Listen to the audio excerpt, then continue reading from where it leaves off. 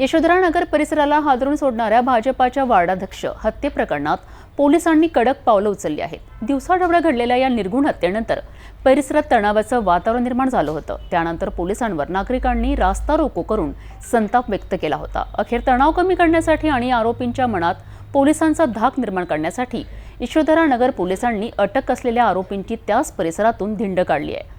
या धक्कादायक आणि कठोर कारवाईनंतर आरोपींचे धाबे दणाणले आहेत। यशोधरा नगरमध्ये दिवसाढवळ्या भाजपाच्या वार्डाध्यक्षाची झालेली हत्या संपूर्ण परिसराला हादरून सोडणारी ठरली।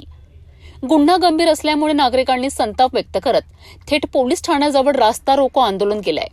परिसरात भीती आणि तणाव असल्याने पोलिसांनी तातडीने आरोपींचा शोध घेऊन त्यांना अटक केली आहे।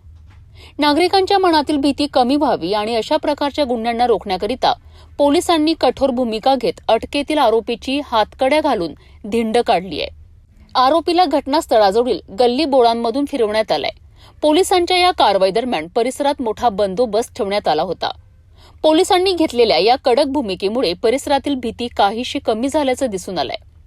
स्थानिक नागरिकांनी पोलिसांच्या या निर्णयाचं स्वागत करत कायद्याचा धाक कायम राहील तरच अशा गुन्हेगारांना आळा बसेल अशी प्रतिक्रिया दिली आहे।